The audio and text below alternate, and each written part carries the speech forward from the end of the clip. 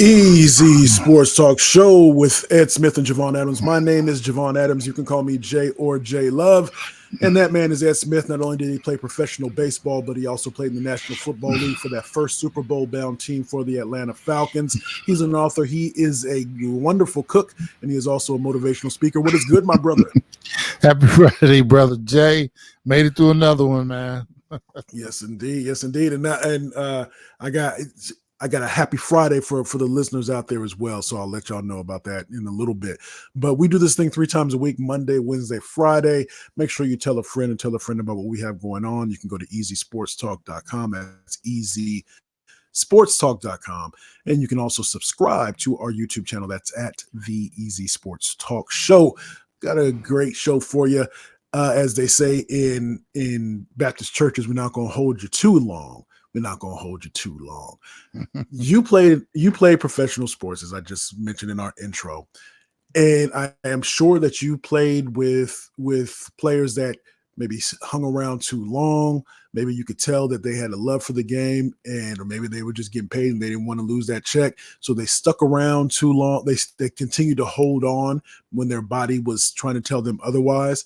The reason I'm mentioning that is Kawhi Leonard, who has been with the Clippers for a few years now, and one of those legendary players, or really lauded as one of the best players in the game for a long time. Not so much these days, but he's had knee issues for a few seasons now, and it was just released yesterday that he's going to be out for an indefinite period of time. If you remember, when the Olympic team was getting ready to go overseas, they actually told him, "Now you can go ahead and go home," and he was upset and all these things. And it's almost as if they're trying to save him from himself in a lot of ways. And sometimes you would see over the last few seasons where he wouldn't play back-to-backs, or he would start a season, maybe he's playing, and then by the end of the season, he's playing less and less.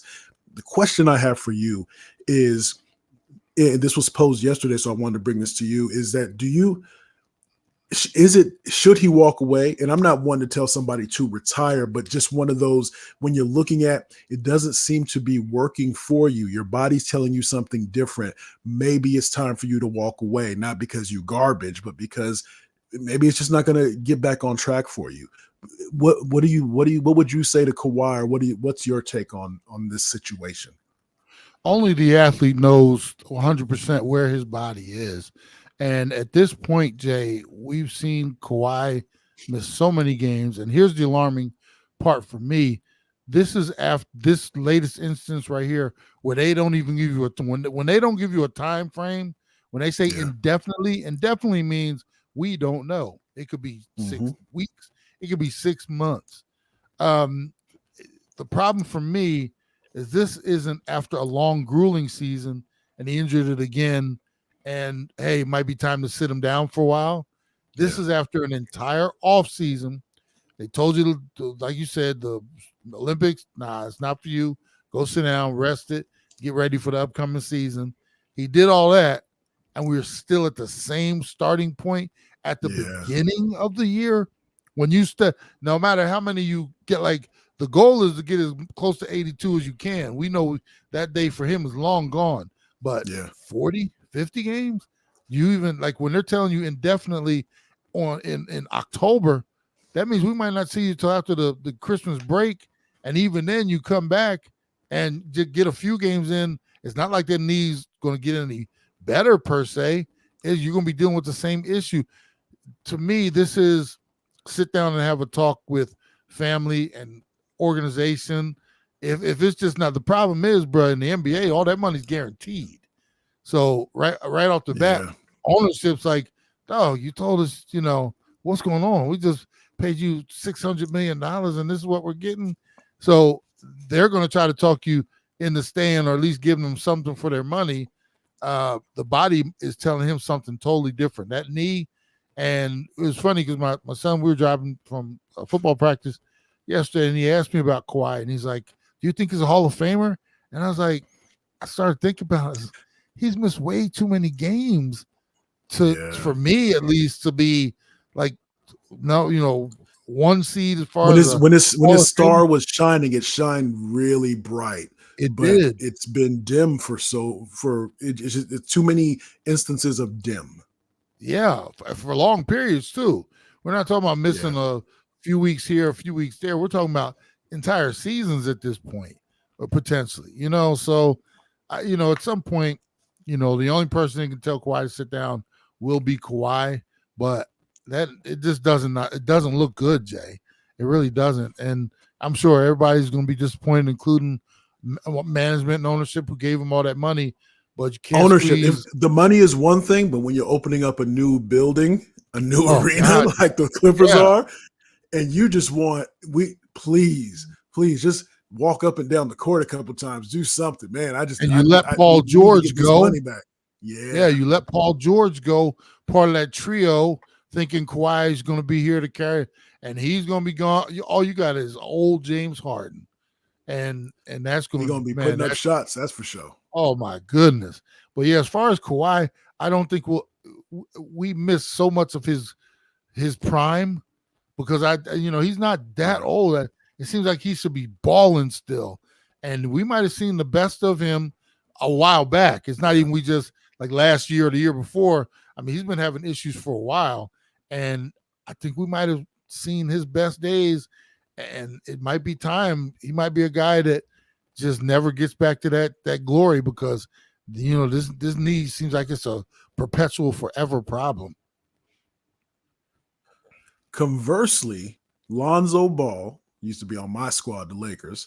I think we gave up on the man too early, but Lonzo Ball, he returned after almost 3 years of being out of the NBA. He underwent with 3 arthroscopic knee surgeries on his left knee, and he was out. And that's one of those we talk about. Should you walk away? I think a lot of folks would have said, "Nah, I'll just keep acting like I'm rehabbing, and I'm gonna get this money, and then I'll be out." But he actually came back and he played in the Bulls' final preseason game. That's one of those that you root for because you just never know. For one, you don't know how people will respond to adversity, and there's one thing to say, "Oh, it was challenging for me to get to work today." No, if adversity in the sense of your body and trying to heal, and then you go through and it's not taking, and you go back and forth, you never know how you're going to respond to that, and you don't know what you're motivated by. Because if you're motivated by the money, the contract's a guarantee. So what's the big deal? But it seems as if he's internally motivated. It seems, and he's back on the court.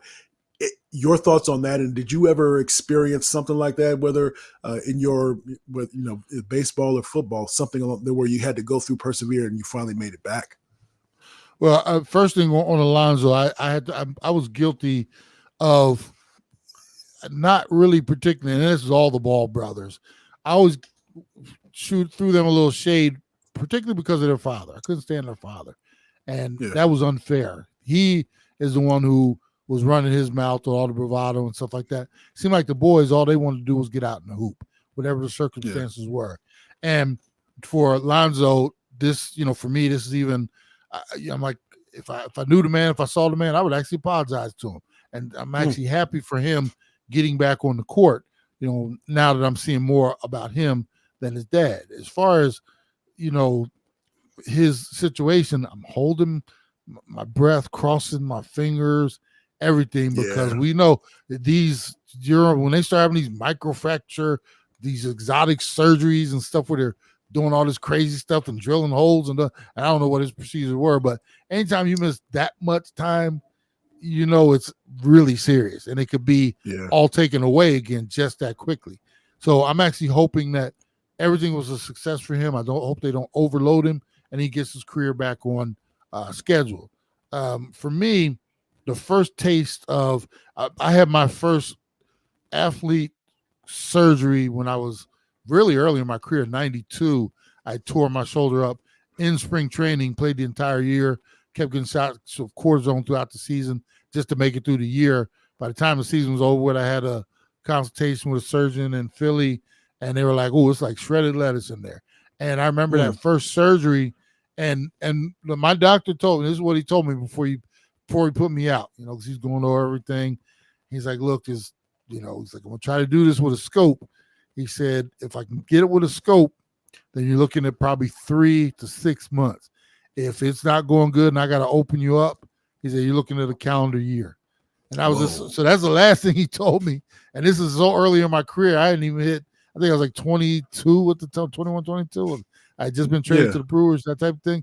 And then you're talking about in the prime of your days, like the thought of losing a whole year, that was like, especially when you're not at the big league level yet, that was just so. And I remember waking up, I was all bandaged up and everything. And the first sense of cognitive, when I was able to ask a question and I asked him, so how'd it go? And he's like, I was able to get done with the scope. It was touch and go, but, so, that's when for me, that was my first taste of, I guess, what's the word I'm looking for? When you I felt like Superman before that. I was very vulnerable after that, and I knew the rehab and everything it took me to get back on the field. I had that surgery done in October. By spring training, I still wasn't able to throw a ball across the field. I started that season DHing and stuff like that, and eventually worked my way back to on the field. And it was, like I said, it was not an easy road. So for any athlete, depending on the severity of your injury, the time it takes place in your career, where you're at as far as making your money and stuff like that, it's all different, but we all experience it, So I'm hoping that for Lonzo, he gets through this and there's no setbacks and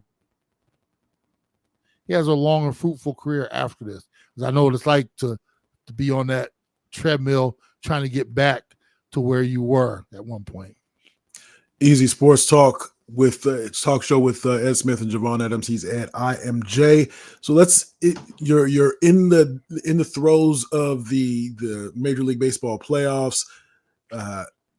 Dodgers got it locked up. I mean, they're what, 3? It's 3-1 if I'm not mistaken. Yeah, and then the Yankees ended up losing close one in extra innings. Did you watch both of those games? Because you didn't watch the Thursday night game, did you? Did you watch the Thursday night game? Man, no, I had a Thursday night game on the secondary TV, and I didn't even pay attention to that. It was all about the baseball, man. Right now I'm still trying to figure out what the Yankees closer. You got a dude off the bench, been sitting there for 9 innings, and you want to throw him back-to-back change-ups to start off his at-bat? You come with the cheese, dog, because he's been sitting and watching for 9 innings. There's no way his bat is revved up for the heat. All you did was slow it down for him. And then the other thing, and this is from someone with experience, he was sitting dead changeup. To hit it as far and as hard as he did with that kind of timing, he was sitting dead changeup, and you fed right into his addiction. I'm serious. I mean, I've been there before when I've been looking changeup and got changeup. Oh, my holy Jesus. When you're looking for it, you get it.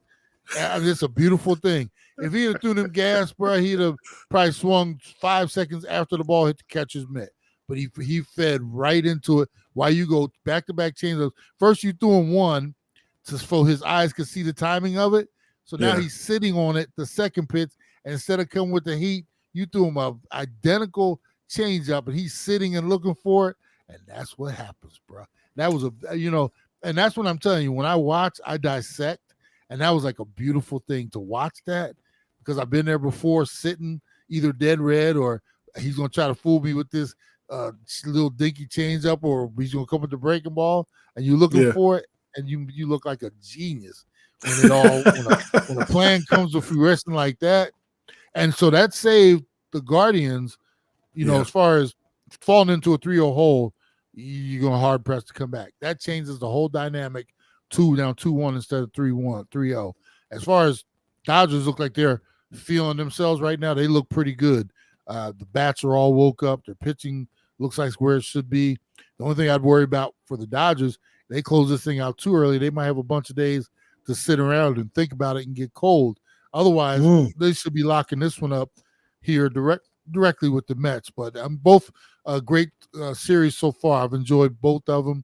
It's funny how, like I said, I can flip the switch to playoff baseball and it'd be like it's the best game on this planet again watching it. I love it, playoff baseball. All right. Leave me with this last thought. Devante Adams with Amari Cooper, who will have the biggest impact on their team? Or, because Devante Adams, of course, got traded to the Jets, and Amari Cooper traded to the Buffalo Bills. Who do you think will have the biggest impact on their team? I think Amari will, because Amari is coming over with no baggage. Amari has always been one of those guys, doesn't care how many balls he gets. He just wants to fit into the system. If you throw me one ball, I'm good. If you throw me 20 balls, I'm good. Devante is him in this relationship he had with Rodgers back in Green Bay. He's going to want to resume that. And that's going to rub some people, in my opinion, wrong in New York, meaning they're Wilson. I think they're number one wide receiver. Also, trying to get that money. All of a sudden you come in and you're the belle of the ball. He just forgot about me. And, you guys are going to resume your friendship by taking balls and, focus away from me. I think it's going to rub some people the wrong way. And one quick thing, my son, we had these conversations. He was like, I kind of feel sorry for Devante, having to get out of Green Bay or get out of Vegas. And I said to him, no. I said, I don't feel sorry for him at all.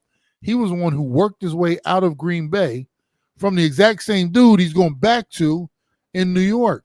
He worked his way out of Green Bay because, and I write, with Rodgers and am I staying? I'm going to the darkness retreat. He got tired of it, but he left to go play with his boy Carr in Vegas. They shipped Carr out. Now, we're supposed to feel sorry for you because you're getting balls from Minshew Mania and O'Donnell or whoever, whichever Irishman's over there throwing to you. We're supposed to feel sorry for you? No. So now he worked his way out again. The hamstring got healthy real quick, didn't it? So he's all ready to go. That's the thing that I don't like. That's the thing that I don't like. I understand you're trying to get your way. I want to go from point A to point D. And so in order to get my way, I am going to pull out every little trick in the book. I just think that is so it's I can't respect that. Shady. I just can't respect it. It's shady as heck. Yeah. No matter who does it. I don't care if it's somebody on my favorite team to get to my team or whatever. It's just shady. It is shady.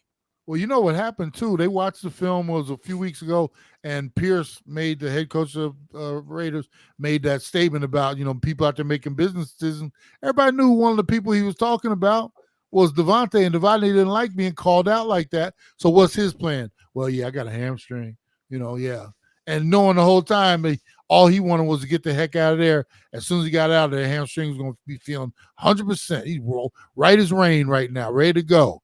And that, to me, like you said, is shady in itself. That's how he worked his way out of there. I have zero sympathy for him.